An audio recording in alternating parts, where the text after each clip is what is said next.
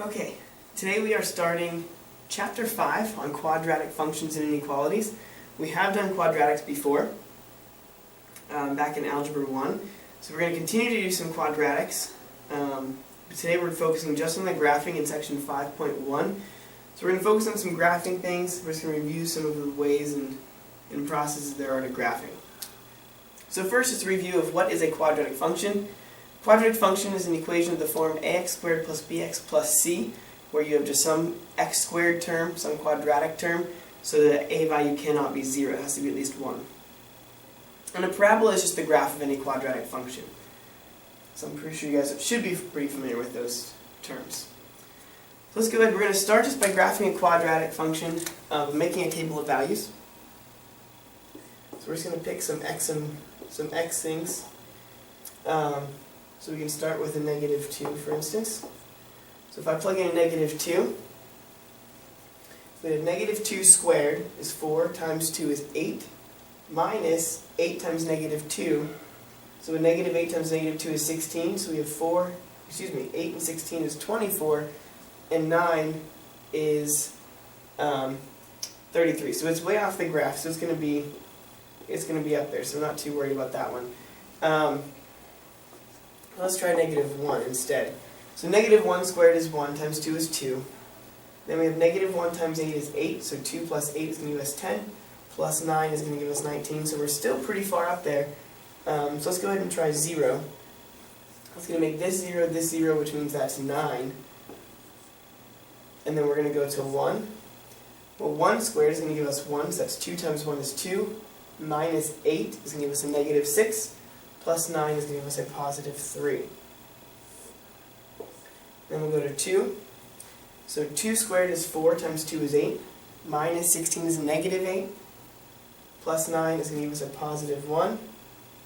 Now we're looking for this to loop back around. So far it's still decreasing, We're looking for it to loop back around to get on the other side of the parabola. So let's go ahead and try 3. So if we look at 3 squared is 9, times 2 is 18. -8 times 3 is -24. So we had, So we had 18 minus 24 is a -6, plus 9 is 3. So here's where it's going to start looping back around, so our middle point here is that 2, 1. So now we just plot those points. So we have 1, 3, we have 2, 1, 3, 3, and then some of those other points, that 0, 9, would be up here somewhere, and then that would continue out this way. So I'm sure you guys are familiar with graphing by table of values. You're just plotting some points. But we're going to find a more efficient way of doing that here in a second. So that just kind of gives you an idea of what a quadratic function should look like with the parabola shape. So here are some more definitions of things that are going to help us make this process a little more efficient. With the axis of symmetry and the vertex. The axis of symmetry is the line that divides the parabola in half, so that each side of the graph is a mirror image of the other half. So it's going to be the line that goes right down the middle that cuts it in half, so they're mirror images of one another. And the vertex is the point where the graph intersects the axis of symmetry. So it's going to be that the bottom or top point there.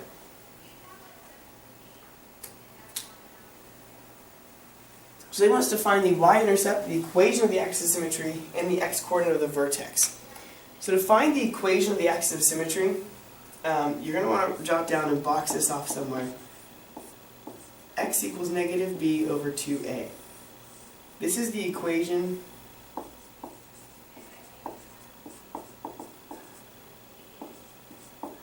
for the axis of symmetry.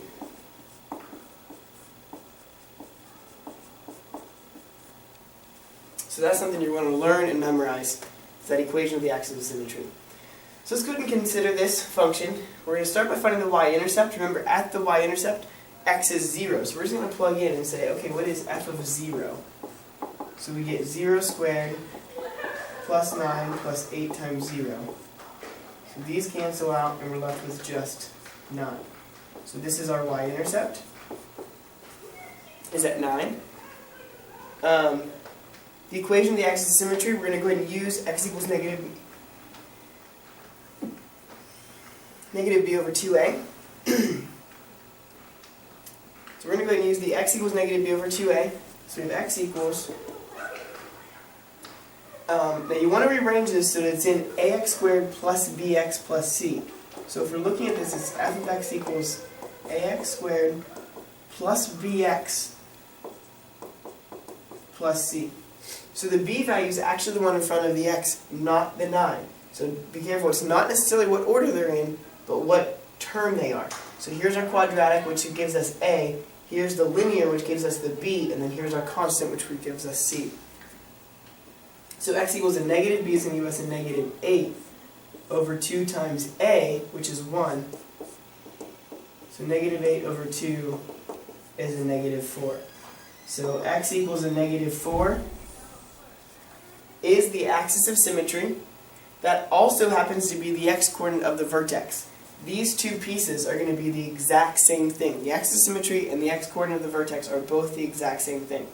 So actually by finding this, you're finding both. So that's why that equation is going to be very, very important. Continue with that same example. We're looking at, they want us to make a table of values that includes the vertex. So our vertex here starts at negative 4. So that's how you're going to make this process a little more efficient. Because we're looking at now our table of values, we know where our center value, we know where that is. It's at negative 4. And then we can go either way with that. And remember, the axis of symmetry divides it in half so that they're mirror images. So if I find these two on this half, on that half of the graph, they're also going to be the same on the other half of the graph. So by plugging in negative 4 into our equation, so back to our equation, we have y equals x squared plus 9 plus 8x. So by plugging in negative 4, with negative 4 squared is 16, plus 9 is 25, minus 32 is going to give us a negative 7. So we'll go and plot negative 4, negative 7. So that's all the way down here. Remember, x equals negative 4. This is where our axis of symmetry is. So that's dividing our graph right down the middle. So now if I find negative 3 squared is 9, plus 9 is 18, minus 24 is a negative 6. So we're just moving up 1 point here. So this would be a negative 6. And then negative 2 squared is 4, plus 9 is 13, minus 16 is going to be a negative 2.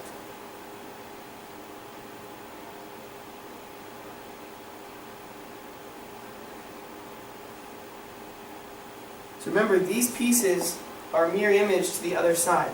So we have one here, and then another one here. So this is going to be our parabola.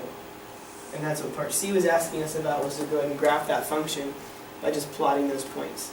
So really, once you find the vertex and 2 more points, that should give you plenty of shape so that you can mirror image that and find out what the other half of the graph is going to look like. You don't have to find all those points. You're just looking at finding 2 or 3 of them and then mirror imaging those to find the rest of the graph. So don't do more work than you have to, only find those certain points. Last set of definitions here, we're looking at maximum and minimum value. The maximum and minimum value is simply the vertex.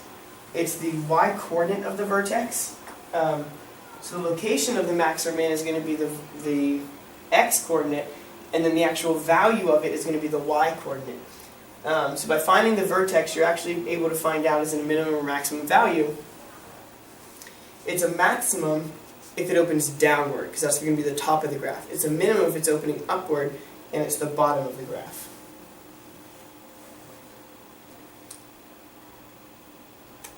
And so our last example here is asking us to consider the function x squared minus 4x plus 9. Determine whether the function has a maximum or a minimum value. Here's what you're looking for. You want to look for the a value. If a is positive,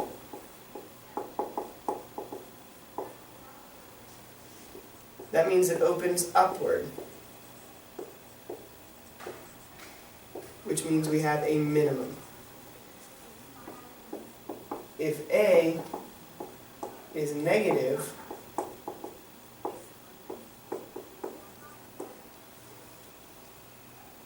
that means it opens downward,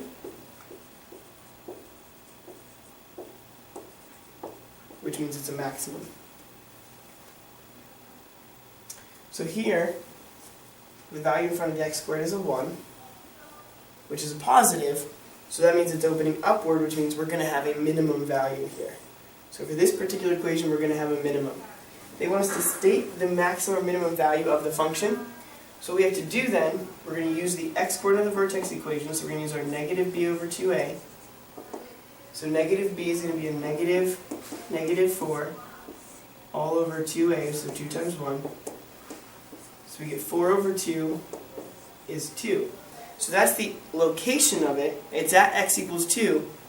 But now the actual value of the maximum or minimum is the y value, because you want to know how high or how low it goes. Since it's a minimum, we're asking how low does this go. So we're going to plug in 2 into our initial equation. So we're going to have f of 2 is equal to 2 squared minus 4 times 2 plus 9. So we have 4 minus 8 plus 9. So that's negative 4 plus 9 is going to give us a positive 5. So the actual value of the minimum is 5 at x equals 2.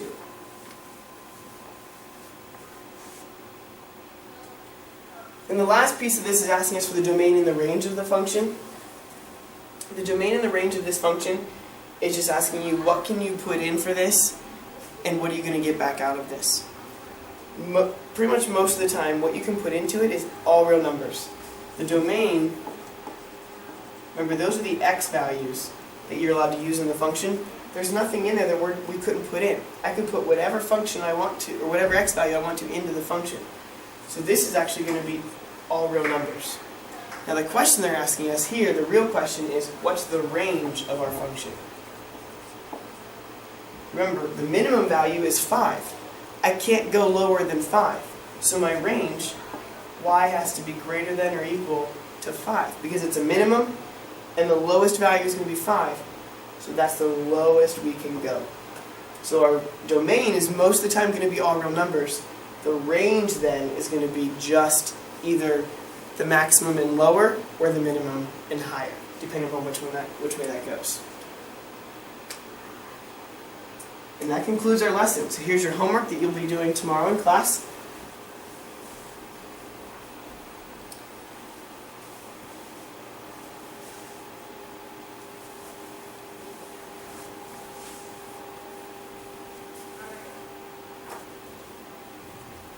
So you're working on pages 241 through 242, 13 through 33, or 13 through 31 odds, and 34 through 36, 38, 40, 45, and 50.